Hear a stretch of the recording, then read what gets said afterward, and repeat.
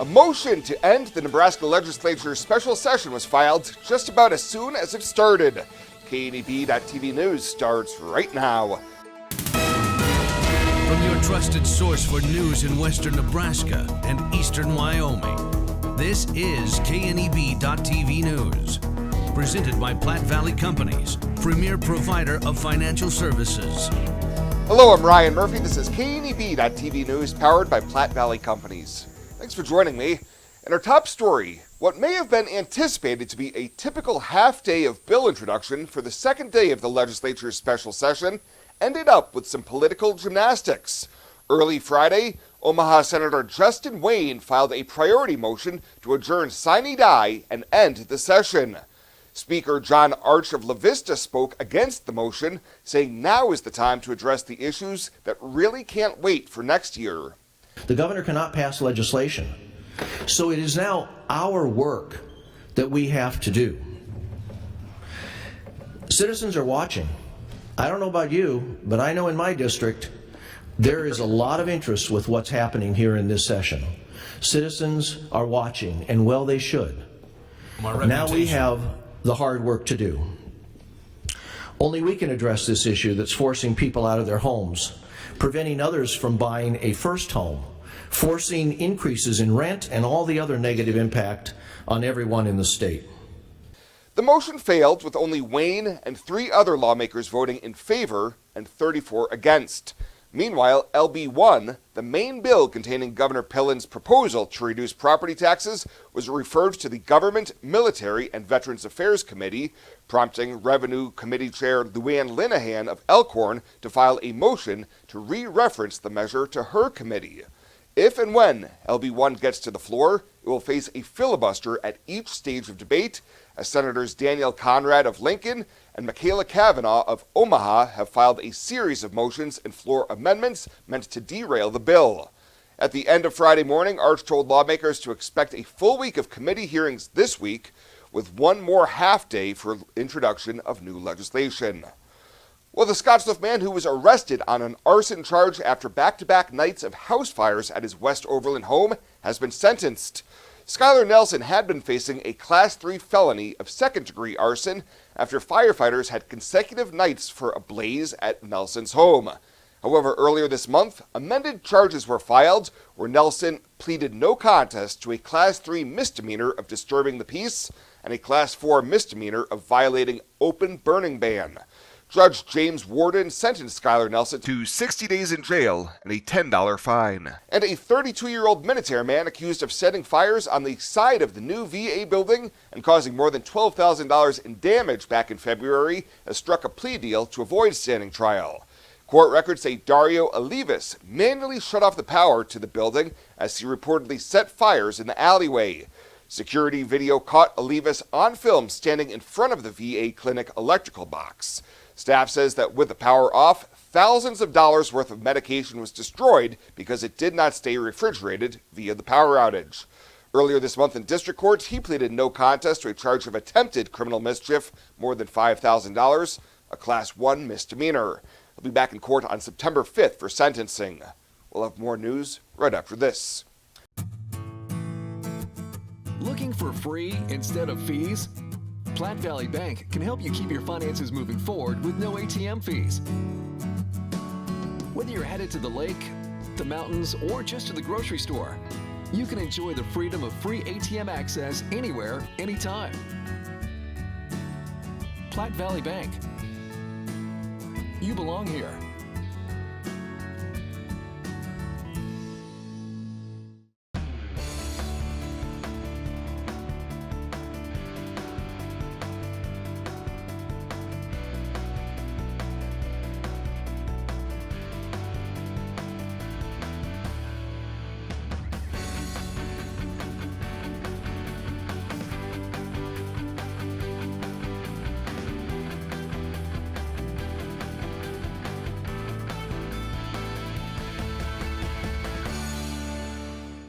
Welcome back. In a 6-1 decision, the Nebraska Supreme Court has upheld a lower court opinion that the law that addressed tighter restrictions on abortion and gender-altering care for minors did not violate the single subject rule in the Nebraska Constitution. The Nebraska ACLU, Planned Parenthood of the Heartland, and Dr. Sarah Traxler appealed the decision of the Lancaster County District Court that allowed LB 574 to move forward and take effect last year. In their conclusion, the High Court's majority found no merit in Planned Parenthood's argument, holding that even though abortion and gender-altering care are distinct types of medical care, provisions of LB 574 were encompassed within the regulation of permissible medical care. Justice Miller Lerman dissented, writing, "It's not the justice's role to scour the bill in hopes of finding one subject that could conceivably explain inclusion of very different acts in one bill." And a Nebraska State Historical Society staff member with decades of experience will oversee the agency on a temporary basis. Governor Jim Pillen has appointed Cindy Drake, who has been a Historical Society librarian for 45 years, as interim director. This year, passage of LB 1169 made the Historical Society a code agency, with the director appointed by the governor and subject to legislative approval. Pillen said, as a public servant with a passion and vast expertise for preserving Nebraska's history, Drake is the right person to fill the interim role during the search for the agency's first official director.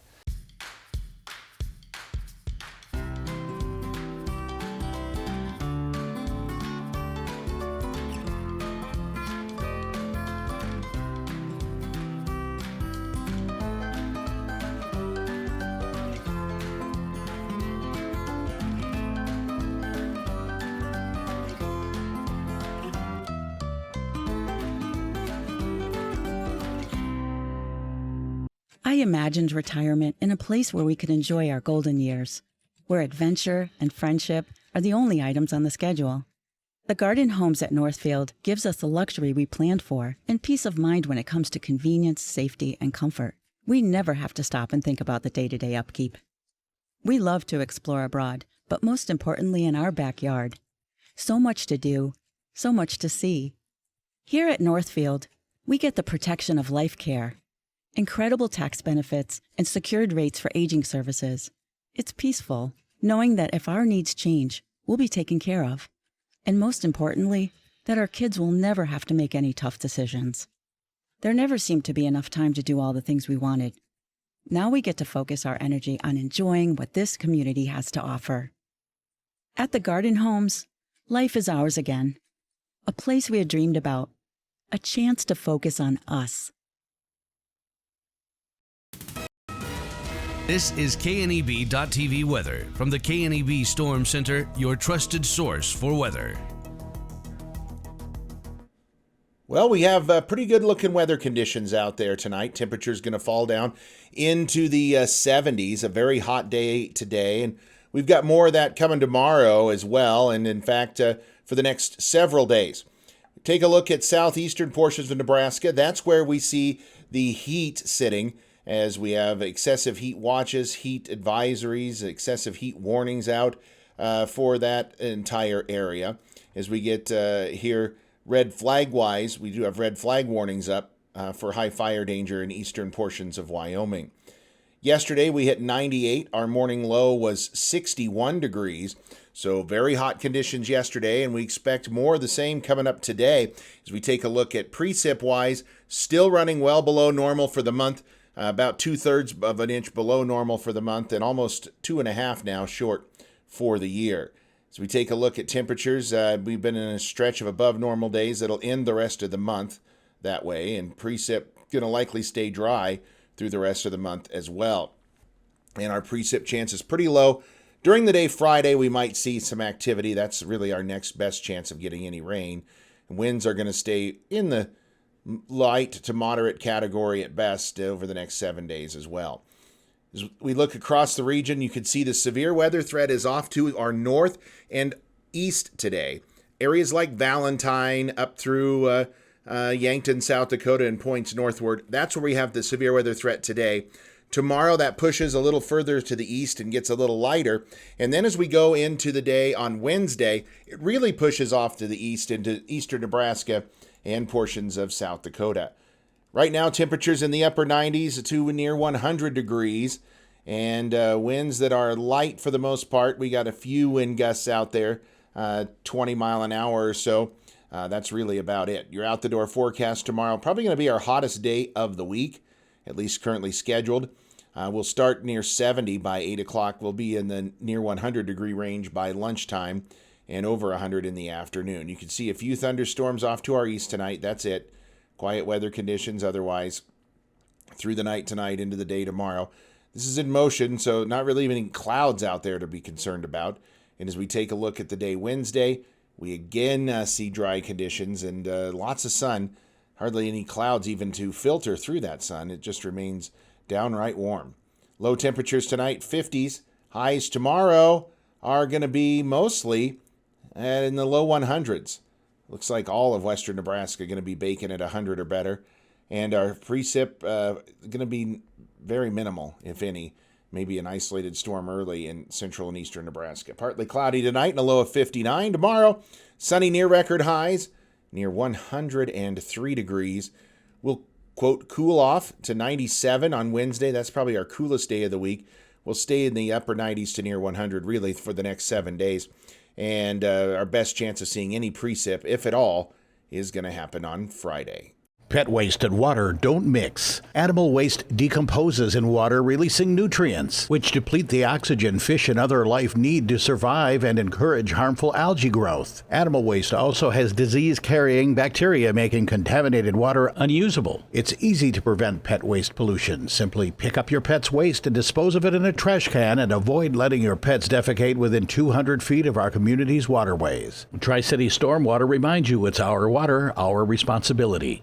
I would definitely recommend Allo's business services to other companies. Allo's next-gen firewalls have allowed us to tie 6 physical locations together along with numerous remote employees to produce and collaborate and generate content for our local radio group.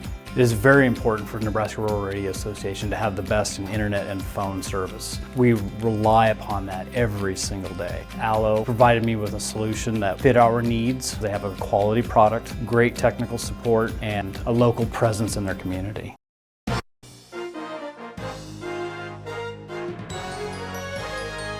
This is KNEB.TV Ag News from the Scottsbluff Body and Paint Ag Desk. Scottsbluff Body and Paint, you're driving home a reputation. Welcome to this week's Cattle Call. I'm Susan Littlefield here on the Rural Radio Network. Outside market influences, stock market kind of weighing in on what we see. So is the cash market. We know there were some earlier bids in the week at steady money. So how much is that going to influence what we see in this week's trade? And the big question, is there enough cattle to go around? We're going to talk about that and a whole lot more today with Brad Koima. He's with Koima Varlick out of Sioux Center, Iowa. So let's talk about the fact that we've got some outside market pressure, what's happening, stock markets. What are you seeing within this trade action? Thanks for having me on, Susan. I guess let's start with, I got good news, I got bad news. Let's start then with the negative side of the market, which isn't really playing out to be terribly negative, but we have a sharply lower stock market going on here. I mean, S&P's a little while ago, we're down 100. It's been a long time since we've had a 100-point move in the S&Ps. So it seems to be, it seems to be triggered off one major stock that everybody has heard about before, Tesla having some issues, maybe some chatter. Yeah, it sounds like the interest rate change is going to be later rather than sooner, lower, obviously. So that's disappointing maybe to some of the market. And I think maybe just uncertainty and certainly with the political climate that's out there, I suppose there's enough of that uncertainty to go around too. But anyways, usually when we have this kind of an outside market influence, it seems like the cattle are always right there in the front row, right? The first to absorb selling into that kind of a deal. So I mean, the front months actually higher, 47 higher, and the back months, even after being 50, 60, 70 lower, are only 7, 10, 20, 30 lower. So I'm kind of proud of it. They're hanging in there pretty good in spite of that outside market influence today, so far anyway. So far, so good, right? The South had some steady money early on in the week. I know it was like 187 Kansas. Now you're hearing some 188 bids, but it seems like all the activity is in the South.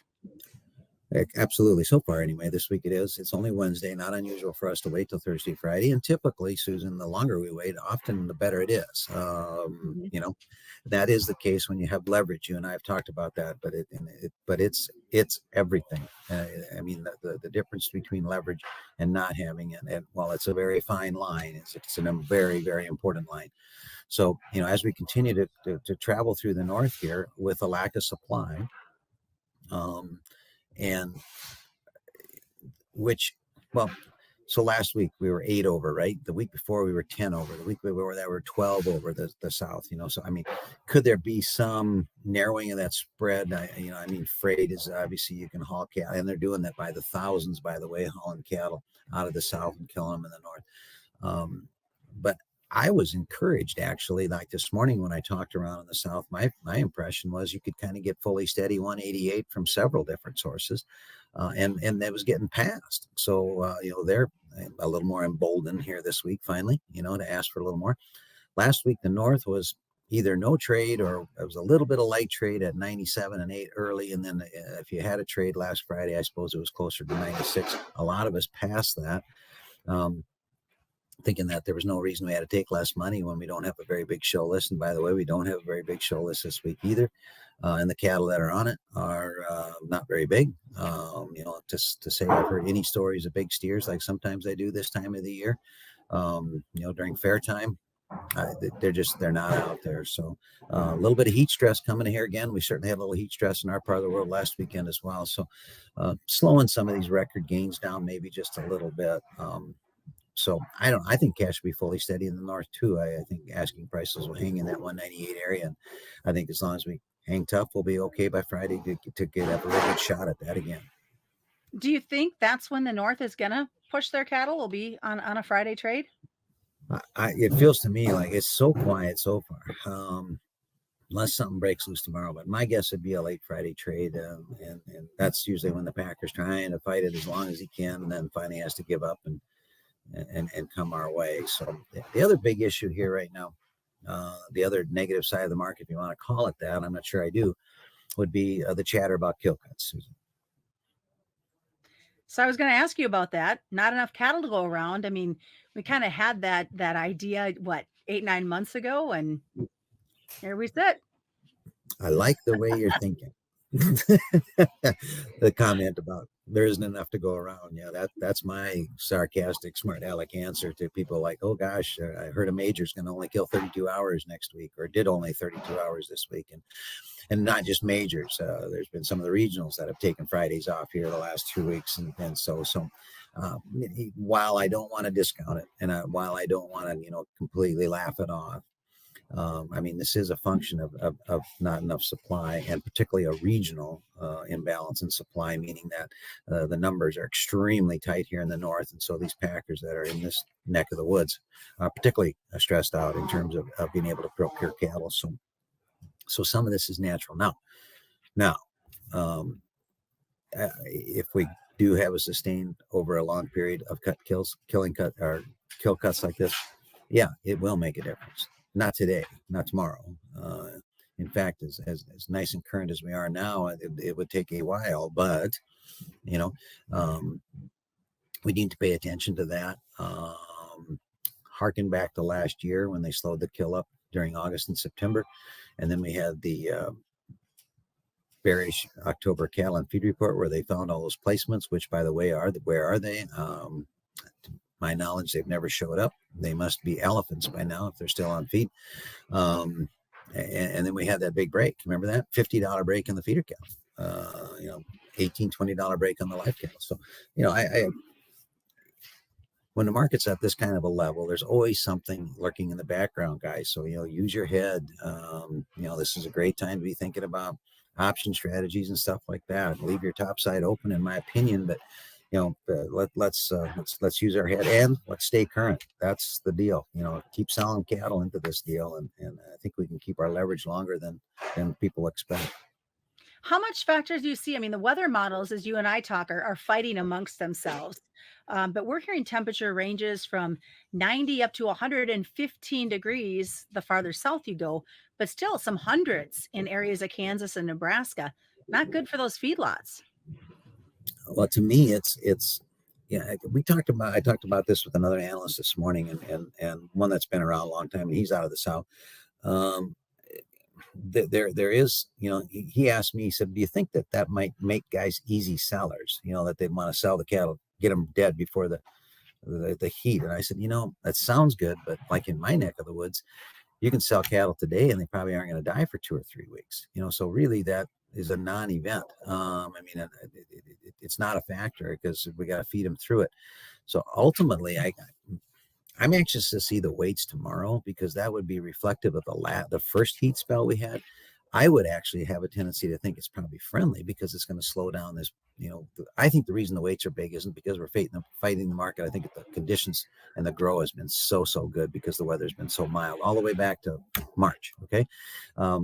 So if we, slow those cattle will slow down. In fact, around here last night, I was helping my son with just looking at some stuff. They were suffering already last night. Okay. With no wind and it's high humidity already at 5 o'clock. So, I get it. To me, I would have a tendency to maybe take a little weight off the cattle, but we shall see. The guys that always want to be bearish, they'll say, well, nobody's going to cook a steak. Yeah, well, whatever. There's that demand factor, but it's July. To me, the demand is better than it typically is. And then, something we've talked about before is this post-COVID summer where you haven't seen that lag in the demand. Is it because we've learned to cook our own steak outside? I think it's certainly a factor, I think.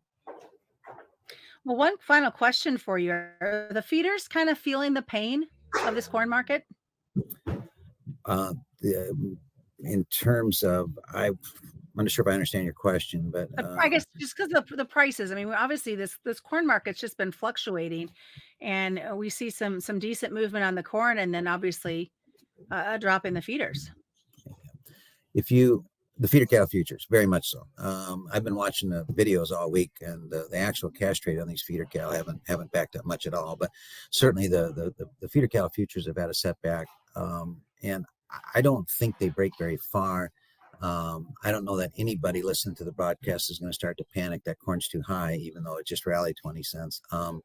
We're talking about a market that, relatively speaking, the last 3-4 years is really down there a long way. So as somebody that raises corn and feeds cattle, I think the whole industry would be better off if corn just stayed at $4 to $4.50. But that rally to $7, kills demand.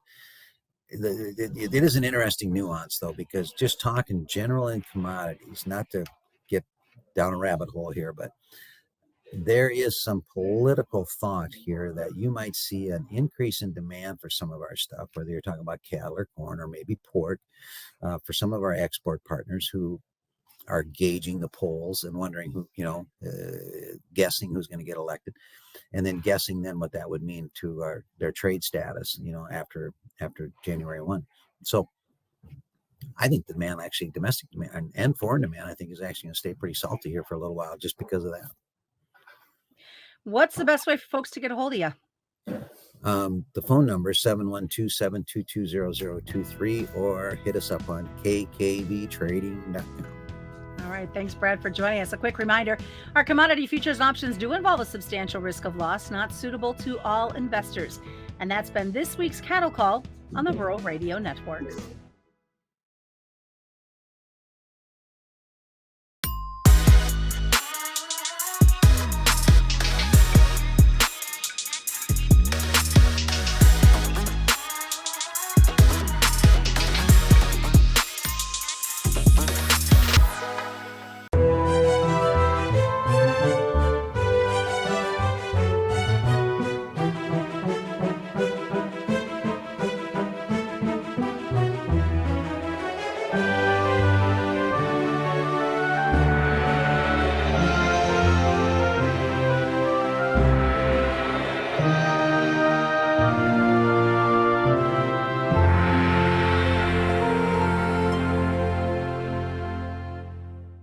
Let's take a look at your community calendar, brought to you by Riverstone Bank.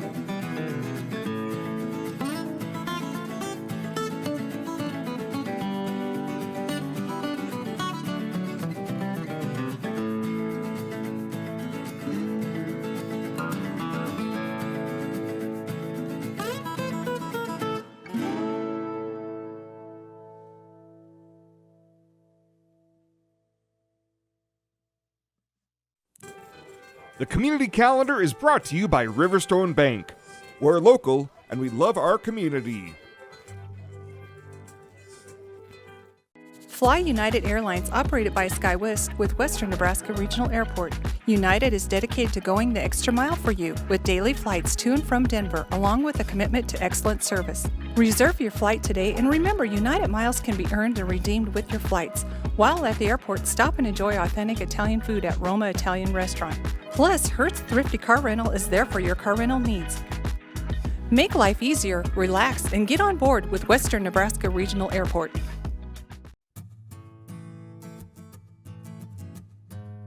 Tired of feeling stuck? Not sure if you are on the right track?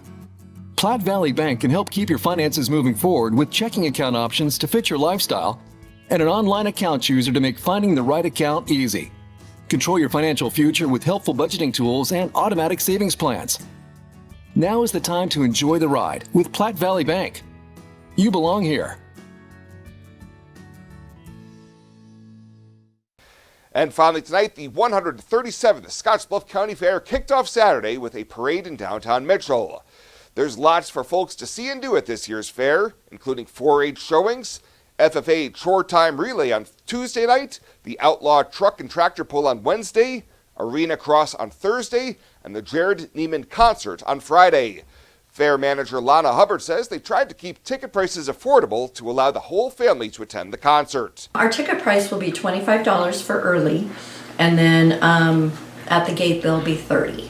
So yeah, no, we're excited to have him. He's got some great hits, and I think he'll fit in real well to the fair week. The finale for this year's Grandstands events will be Saturday night with the 41st running of the Rubber Trek Race. Well, that does it for us this time. Thank you so much for tuning in. Stay safe out there. We'll see you here next time.